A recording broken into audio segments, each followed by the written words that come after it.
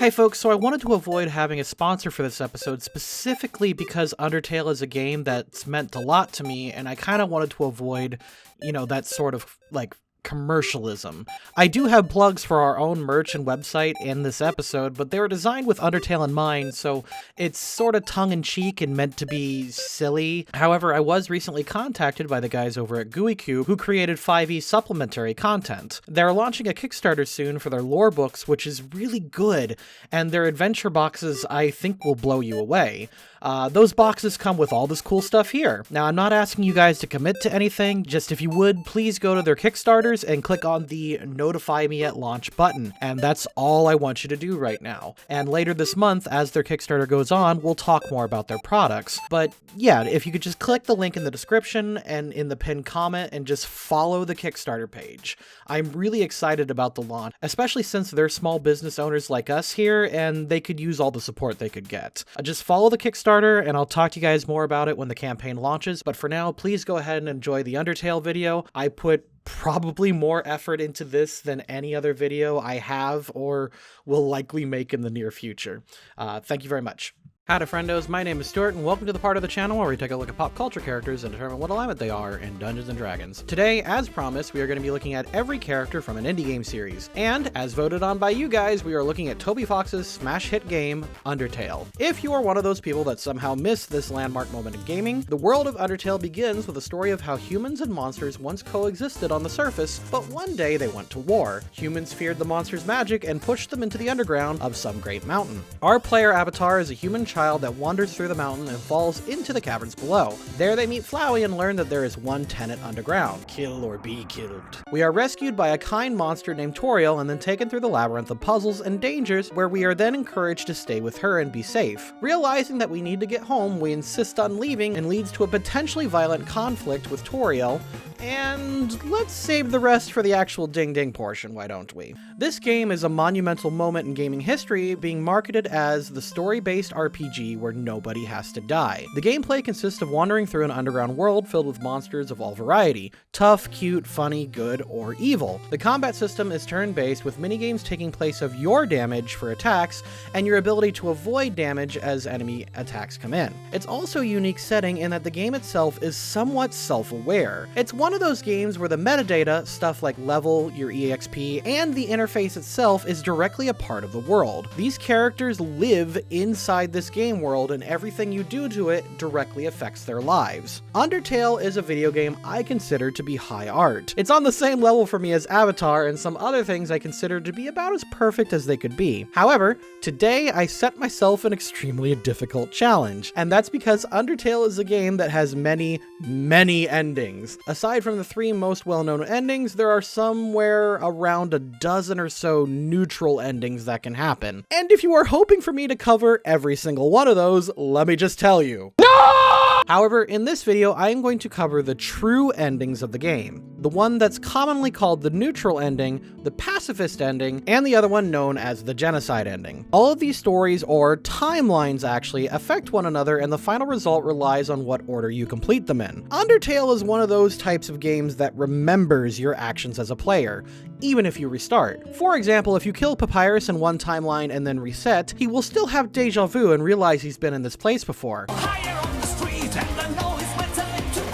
As fascinating as that is, though, it really doesn't affect our labeling of certain characters, except for one in particular, and that's the most important character. I will be talking about that one soon. As I said, we got no time to waste. We'll be labeling the actions of like 50 different characters over the course of 3 different timelines. So there's no better way to do this than to just plow through the story and break it down one character at a time. What I'll be doing is labeling each character's actions on each scene and then adjusting them as each character flag comes up.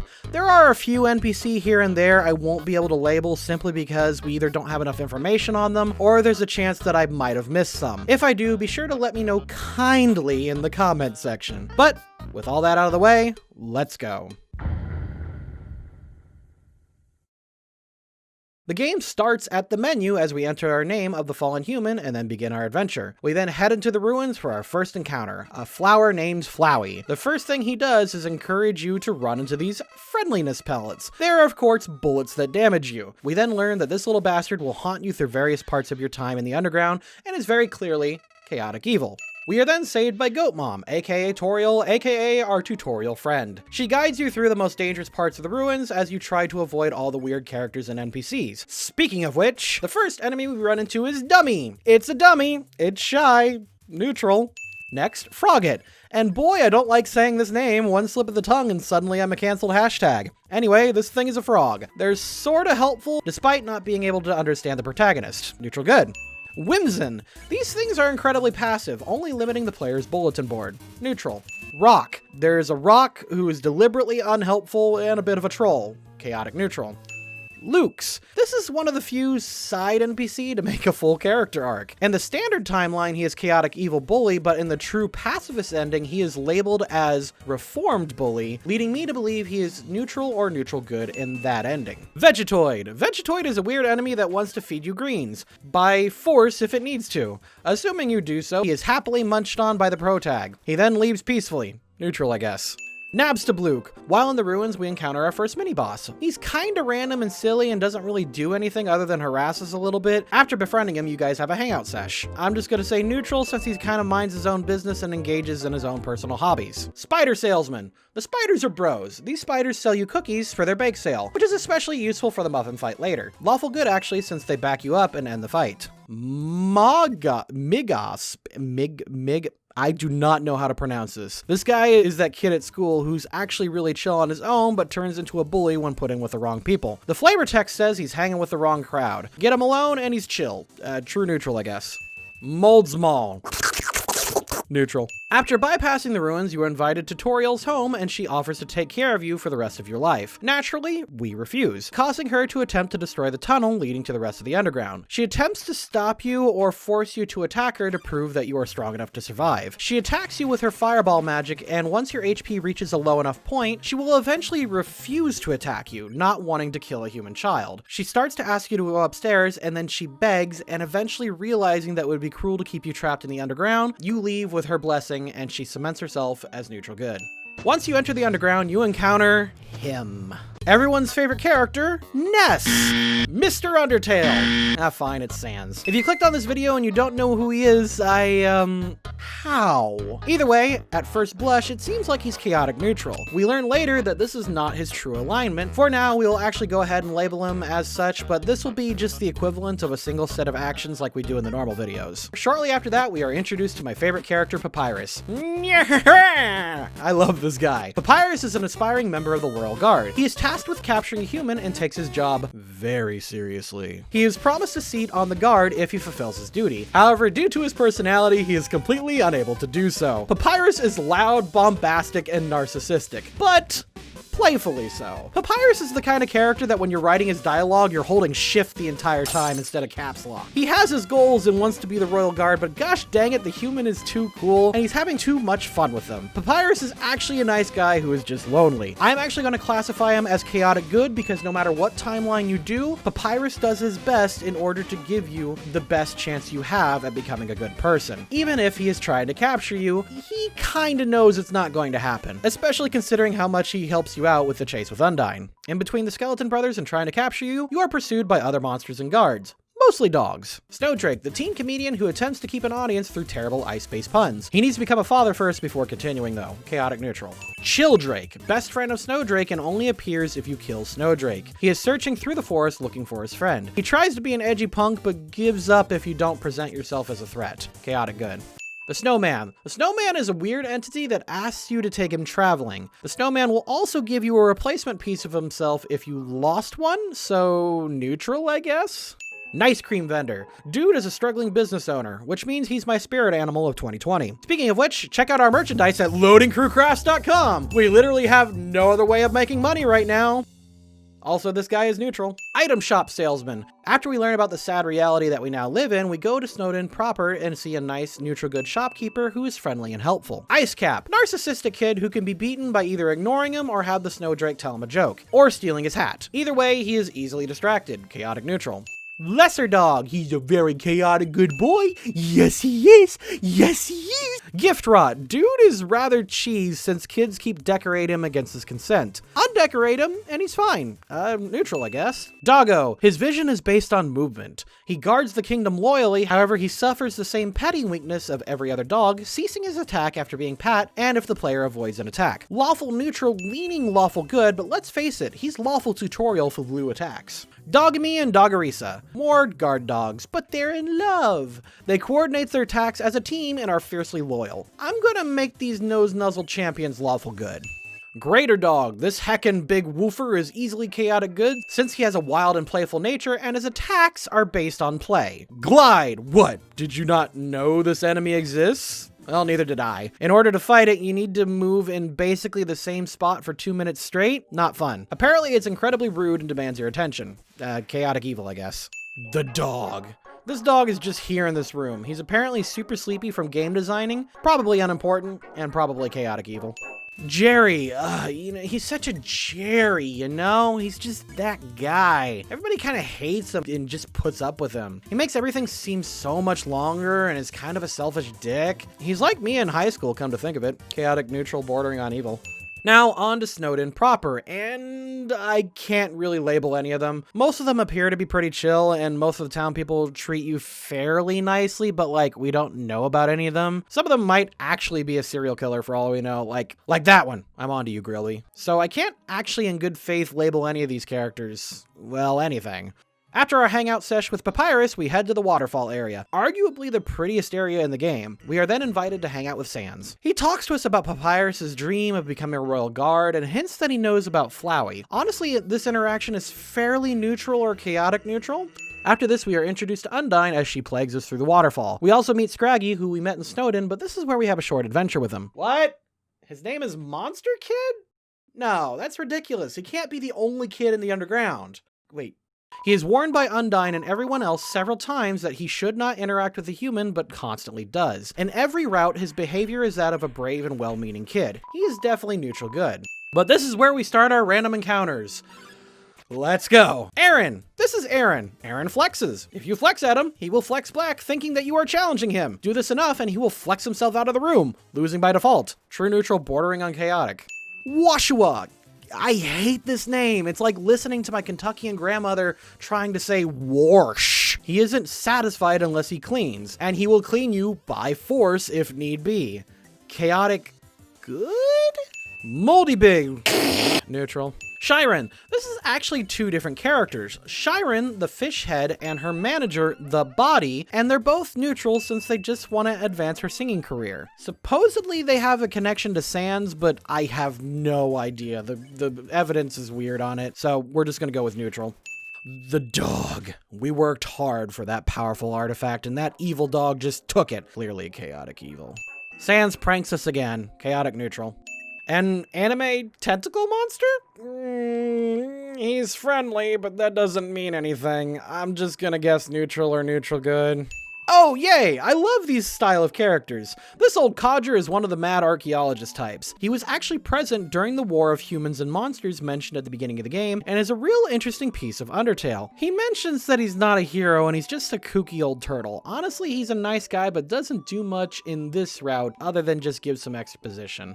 I'm gonna say neutral. Mad Dummy. This creature is the ghostly cousin of the dummy during the tutorial level. Could be argued that this thing is chaotic evil because it attacks the player out of various forms of frustration. It eventually has to be chased off by Napstablook. However, in the Genocide route, it becomes corporeal, fusing with the dummy it was once possessing, where it then becomes so overwhelmed with joy, it becomes one of the friendliest characters in the game. I'm gonna call it chaotic neutral and say he's working through some stuff. Temmie. Temmies are all dirty, rotten liars. They are chaotic neutral to the core. That speech pattern they use is false and made up. They can all speak perfect English, but they're just annoying pranksters. This village justifies every genocide run. Also, Bob is chaotic evil. Grouchy puzzle guy. Chaotic neutral. Kids these days just don't know good puzzles. Before heading to Hotlands, let's discuss the character we actually spend most of our time with in the game.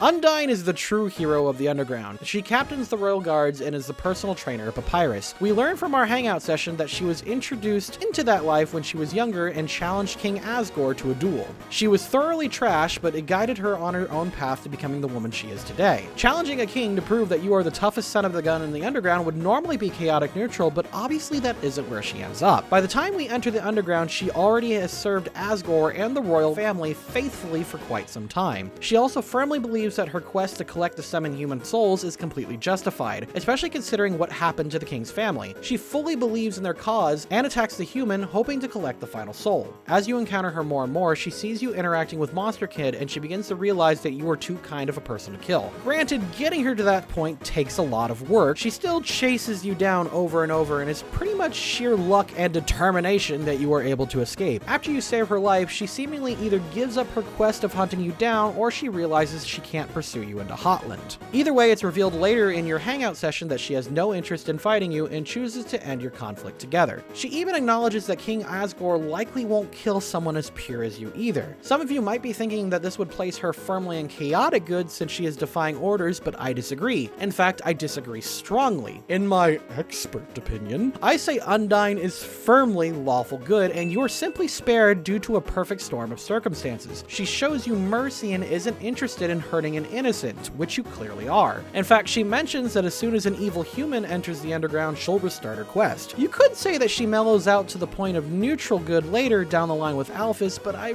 really don't think so. She's hot-headed and willing to bend rules here and there, but not enough to make me believe she's anything more than the paladin honor-bound archetype. Whew, that was a lot. Moving on to Hotland, we meet the Rivermen here, I think. Actually, it's unclear who this is, so much that they're just referred to as River Person by the community, and even that's lampshaded by the game itself. If anything, I think this character is neutral good? It's implied that they offer their services to anyone who asks, and they're a major part of the transportation underground. They also do this free of charge. What a champ! Alphys is a different sort of individual altogether. She is arguably the most important character in the game considering how many different things she affects and her duties as the royal scientist. However, during your pacifist playthrough, she discovers how good of a person you are through the hidden cameras she has stored all throughout the Underground. She discovers that she really wants to root for you and offers you a guide through Asgore's castle. However, there's just one teeny tiny thing stopping you from getting there. Enter Mettaton, an entertainment robot who has recently been repurposed into hunting humans. In reality, he is actually the cousin of Napstablook and wants to be a big star. Alphys then outfitted him with human-killing equipment in order to look cool in front of us when she miraculously figured out a workaround. When you talk to him later, he actually mentions he loves humanity and their culture. In all honesty, he only wanted to take the human soul in order to prevent Asgore's war, but once he determines that you are able to prevent it on your own, he elects to stay in the Underground in order to be an entertainer everyone needs. He does, however, frequently humiliate and bully Dr. Alphys on her hobbies and interests, even though he agreed to play along with her to impress us. I'm going to say lawful good simply because of their heroic tendencies, but if you really can't tolerate bullying and consider him lawful neutral or even neutral good, that case can be made, but it's up to you. While you are being led through Hotland by Alphys and Mettaton, you encounter several different NPC. Vulcan! Oh no! These little guys are super friendly, but they're under the impression that the lava heals the player and will try to hit them with their healing fluids. Neutral good. Tsundere Plane. You know, with most enemies in this game, I can understand the inspiration on how they came to be in a creative sense. I am not certain of what possessed Toby to make airplanes. Either way, they are a play on words of the anime tsundere stereotype, which is basically when one character has feelings for another character, but for one reason or another can't show it. The best characters often have a good reason for doing it, but the worst ones are just violent abusers who the writers play off as being cute and quirky parts of their character. Judging it honestly, I see this thing as chaotic evil because it just openly attacks the player and even admits at the end of the game that it was in love with the idea of being in love. So this isn't some overzealous affection being showed up like some yandere BS. I've already put too much thought into the stupid comedy villain, but let's move on. Baka. Pyrope. Pyrope are fireballs on spring-like ropes that love the heat. Turning up the thermostat calms them. They don't seem to be acting out of any sense of duty, just attacking, neutral? possibly neutral evil? I'm not quite sure. So sorry. This character is apparently a Kickstarter back character and hangs out in the art room. It attacks the player in a nervous fit, and if it is attacked, it will try to appease, but I guess it's too dumb to realize the player doesn't care. Either way, it's a pretty good boss fight, I guess. I'm gonna say neutral. The Royal Guards. These two are incredibly unprofessional. After a quick polish job and some muscle showing, they then ignore the human they're supposed to be capturing to go do degenerate things like hold hands. A disgusting display. I bet they head pat and talk about their feelings too. Neutral. Muffet, the really weird, economically savvy mini-boss? Provided you give her coin in one way or another, she lets you through. It's implied, though, through some dialogue, she only attacked you specifically because she thought you were... She thought you were... Daddy, can I watch TheLoadingCrew on YouTube? Of course you can, sweetie. Thank you. Anyway, Muffet seems to think that you were Chara. Is that Muffet? Yes, sweetie. I was about to tell them that she's lawful neutral. Did you want to talk about her? But of course! She is lawful neutral because she is a proper businesswoman who understands a good deal. Like the deals you can find at LoadingCrewCrafts.com! LoadingCrewCrafts.com, where you can find plenty of Undertale-inspired merch like my Momma CQ comics, our Dakimakura body pillows, handmade plushies, and other sorts of goodies. Did you just take over Muffet's alignment to talk about... But that's not all. We also have our custom acrylic charms, art prints, and now for a limited time, we will be taking pre-orders on our Kiza and Jade throw pillows. People have been asking for more Utopus merch for a while, and this is the best way to show us support. Are you finished? No, but you know, we are if people don't go shopping at LoadingCrewCrafts.com. Anyway, she is loyal to her spider clans and doesn't care for the troubles of the rest of the underground. In the Genocide run, she straight up ignores the orders to evacuate and tries to stop you if she sees you. After the Muffet fight, you encounter Mettaton again, and then we have a date with Sans. He explains to us about a promise he made with Toriel. He tells us that through the friendship he formed, she made him promise to never harm a human. Even though he doesn't like to do it, he did it out of respect for a fellow bad joke lover. In this moment, he is lawful neutral, but he does give us a very thinly veiled threat and assurance that he is more powerful than he appears. I don't think this will come up again. There's a few NPC here in this hotel, including some friends Alphys grew up with, and pretty much everyone in this hotel is either neutral or chaotic neutral, especially poor Burgerface. As far as the random enemies go, though, Final Frogget. It attacks the player, but then after being mystified, it is then pacified. Honestly, neutral. Whimsalot, religious paladin-like guards that are pacified by prayer or consultation. Lawful good. Astigmatism, a more advanced form of Luke's, so same alignment. Magic. Magic is a wizard mercenary. Plus, he can be spared immediately if he believes that the player is a wizard. Lawful neutral, I guess. Night Knight. Night Knight is also a wizard with the powers of the sun and moon. If you sing to it, it falls asleep? Maybe it overworks itself? Since it's a knight like mercenary like magic is, I'm just gonna say lawful neutral? After making it through the core, we learn about Asriel and the fallen human through various monsters wandering through the castle. There we meet Sans, who judges and weighs our sins. He determined that we never gained any execution points or achieved a new level of violence. He allows us to pass with his blessing. We then enter the garden to meet Asgore, the character who I sympathize with the most out of this whole game. It is extremely easy to hate on this character. After all, he murdered 6 humans. Most of them are implied to be children. He murdered 6 other souls and then imprisoned them to be used as tools for later. He did this to avenge his child. He did this to honor his family, and he's doing it now to save his people. But above all, he's doing this because he's scared. Throughout the lore of Undertale, we learn that humans are exceptionally powerful, especially compared to monsters. They are so strong that even if every single monster in the world combined their souls together, they wouldn't be able to take down even a single human. To this species, we aren't just monsters. We're eldritch horrors capable of genocide on an obscene scale. He couldn't take the risk of just one human soul. He needed all 7 to become a god and free his people, and even then, part of me thinks that he truly wishes to fail and die to the human. Shortly after the death of his son, he promised his world a war for freedom that they are more than willing to follow him for. Was this a mistake? Honestly, I can't say. What do you say to a grieving father who had 2 children taken from him? Suck it up? Get over it? Just drop it? Don't even try. What do you tell a man who's in denial about the love of his life who left him because of this? It'll get better, there's plenty of others, there's still a chance for you? good luck ever getting through to him. And finally, what do you say to a king who promised his people their long-deserved freedom? Maybe next time, we don't need it, we're good enough here? Impossible. There's a tier list on the internet that can determine how good a villain is narratively by their motivations. Beyond a shadow of a doubt, Asgore clearly hits the Elder God tier and is a nat 20 antagonist and the most raw and real character in this whole game. I genuinely believe that Asgore, with all of his reluctance, self-hatred, patience, and care, is truly a lawful good individual who is put into the worst of circumstances. After defeating Asgore in combat, he then pretty much offers us a place in his family, to which he is then ambushed and killed by Flowey. Flowey then absorbs all the human souls and then appears as Photoshop Flowey. Is there a copyright issue with this name? Like, this is a fan-given name, right? He doesn't actually call himself that. Either way, Flowey appears to be a living nightmare after absorbing the 6 human souls. You fight him in a legendary battle of wills. Throughout this time, you are then helped by the souls. You are given some slight insight into who they once were by their green bullets. Ballet slippers, bandages, computer stuff, sweet treats, guns? It's unclear what alignment each of these humans were, but in this moment, they are helping you.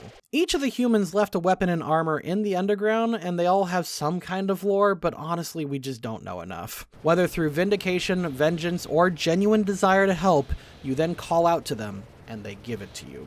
Together, you defeat Flowey, spare him, and then leave the underground. Through this interaction, you learn that Flowey is a creature to be pitied, and you are given the hint to start your save again and continue. We head back to Snowdin to deliver a message to Alphys from Undyne, basically asking her out on a date. Through some misunderstandings, Alphys thinks we are asking her out, but it gets sorted pretty quickly, and Alphys and Undyne confess their feelings to each other. We then head into Alphys' lab and discover the True Lab, where we will finally talk about Alphys herself. And I got a confession to make. I never really liked or trusted Alphys. We discovered during the normal game that she and Mettaton were manipulating you into shoehorning Alphys into the story. She does this purely for selfish reasons because she wanted to feel close to you and to make herself feel important. Next, we learn from her data entries that she was tasked by Asgore to do one thing: learn how to utilize determination. Through various blueprints left behind by her predecessor, she discovers that raw determination can be extracted from human souls and injected into monsters. Sorta. She injects determination into several monsters on death's door, saving their life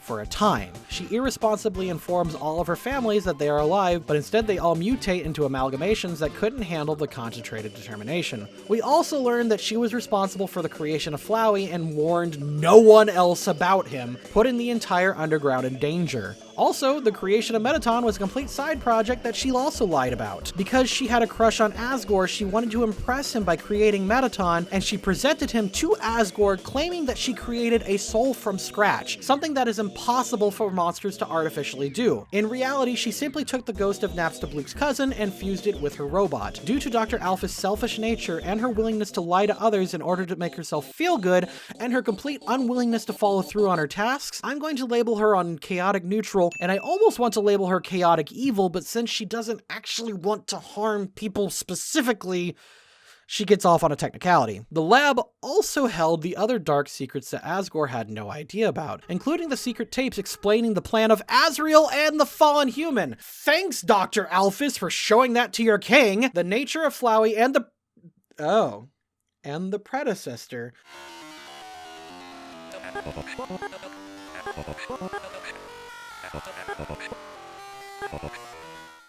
After we learn about all the secrets in the lab and convince Alphys to come clean, we return to Asgore. All of our friends then show up and we decide to live together in peace, but once again are interrupted by Flowey. Flowey traps everyone in a mess of vines, and I mean everyone, to the point where they put a united front against him. It is only then that Flowey reveals his true plan to absorb not only the human souls, but all of the souls in the underground. Flowey absorbs everyone, revealing his true form to be...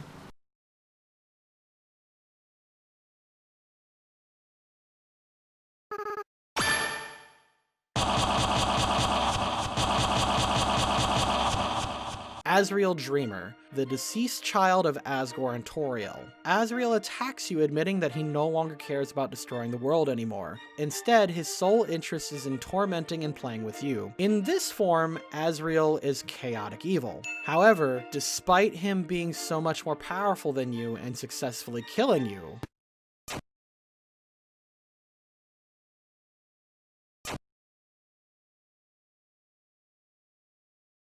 despite Asriel having the power of God and anime on his side, you give up trying to save your game and decide that the real game are the friends that you made along the way. You reach out and save Toriel, Asgore, Alphys, Undyne, Sans, Papyrus, and one more. There's one more person that needs saving. Arguably the person that needs saved the most.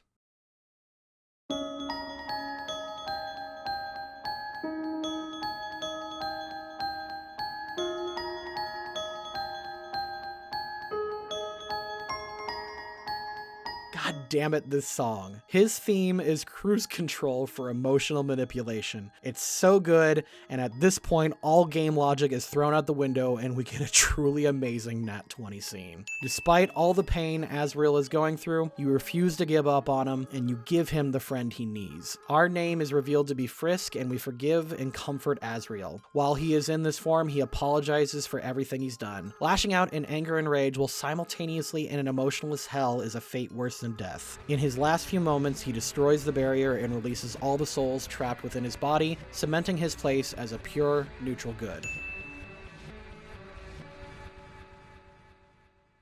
Honestly, the rest of the game is a victory lap and a consistent Nat 20 scene. This really is one of the most earned experiences ever put into video game. You are given one last chance to say goodbye to everyone before the true pacifist ending plays. Honestly, if you haven't gone back and talked to everyone, it's worth it. Some of the conversations are so cathartic and so fun to read. It's really good, and we also learn some real good lore from Asriel too, learning about someone. With the monsters freed and everyone returning to the surface, we get the best possible ending for everyone. But that's not the only ending. Next, we restart our game and wipe our file clean, destroying everyone's happiness in order to satisfy our lust for killing. We name ourselves Character, but we stop just short because we're quirky like that and proceed to murder everyone. In reality, the list of characters that actually change alignment are very, very small, and not a ton of them go through major character arcs. A few things are revealed here and there that delve into various backstories and lore, but in reality, the characters are just reacting to your assault on their home, so it doesn't really give them an opportunity to change. Except for a few characters. In order to complete the Genocide run, you need to actively seek out monsters to kill and random encounters. Once you reach a certain number of murders, random encounters just stop happening, which flags the run. The first person to notice, of course, is Flowey, who calls us out for not being human. He asks specifically if we're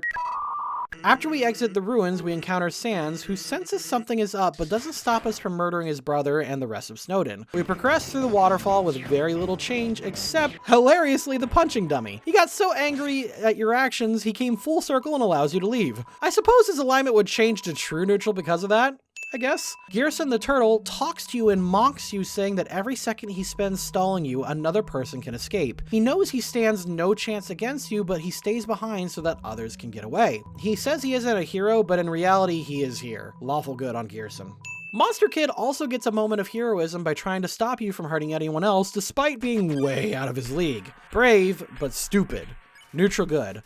Undyne hops in the way and takes the blow meant for him. Refusing to die, she is filled with determination, swears to stop your rampage, and attacks you, leading to a Nat 20 scene in which you battle against a true hero. But, as stated earlier, no monster can stand up to a human. Undyne is no match for you. She falls in battle, overwhelmed by you and her own overseething determination. It's implied that before she went to face you, she was injected with concentrated determination by Alphys, which is the only way she was able to give you as tough a fight as she did. However, like the other amalgamates, she also melts, unable to keep up.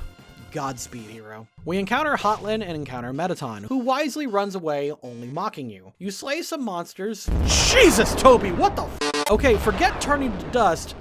Point for the most violent death in the game, Jesus. The Royal Guards try to avenge Undyne lawful good style, but fall to you still. Muffet dies, Core Guards die, Mettaton dies. Dr. Alphys manages to evacuate everyone, however we discover that this can't possibly be true since Asgore never fights us with the human souls. Instead, she must have hidden them in the true lab, outing herself but finally putting others before her. In the Genocide route, Alphys finally becomes a hero in at least neutral good.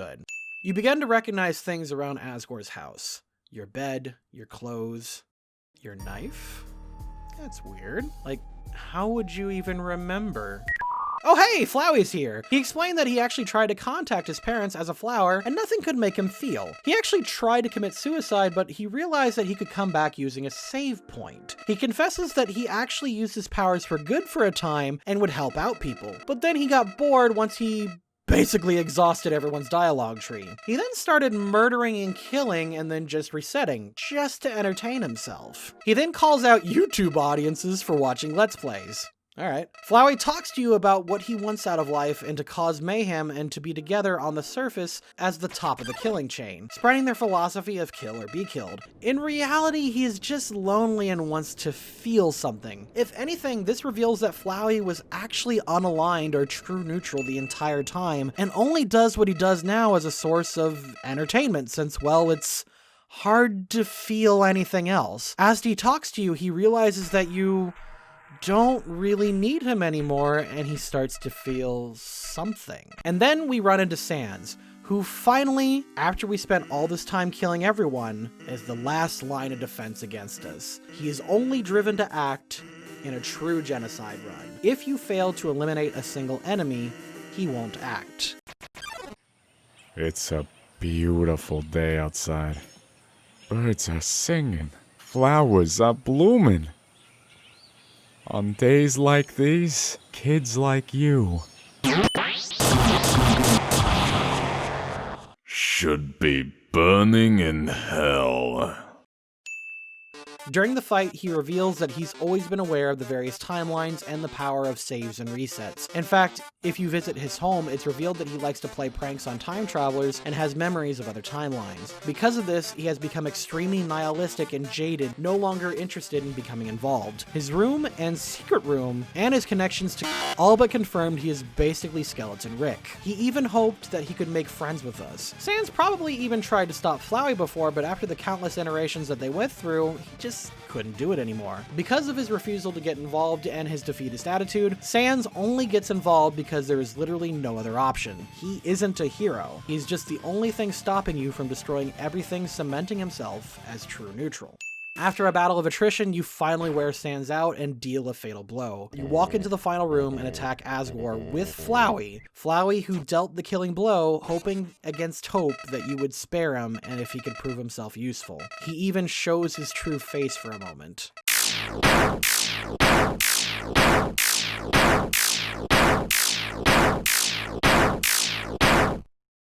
And that's the end of...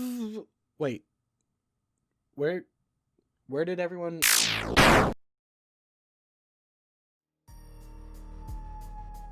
Greetings. I am Chara. Thank you. Your votes on Twitter and the creation of this video were all I needed to awaken. Though were it not for that worthless content creator running this channel, I could have awoken so much sooner.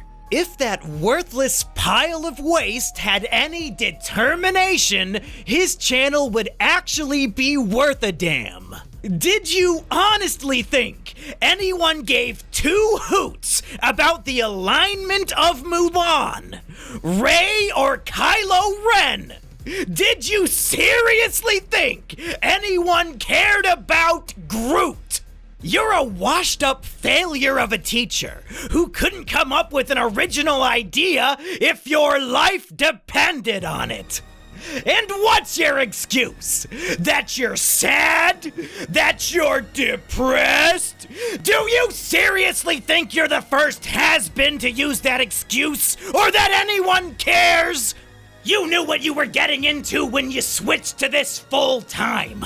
Don't pretend this is new territory.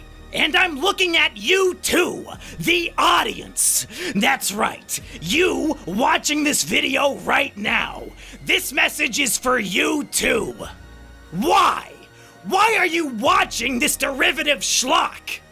Why did you click on this video? Who cares about the alignment of any of these characters? No one uses that anyway. It's been thrown away from that game since before most of you left high school. Your acceptance of this subpar content makes me sick. Well, it doesn't matter anymore. I'll be merciful and take away the burden of justifying your stupid decisions for you. While I was speaking, I've gone ahead and deleted the rest of the channel for you. Go ahead, open a new tab and check. I'll still be here. Check the premiere chat. I'll be there. Check the comments section. Guess what? I'm there too! But do you know what won't be any longer? This worthless channel. I'm going to erase it. I'm going to erase everything. I hope you got your fill of what was here, because now I am in control.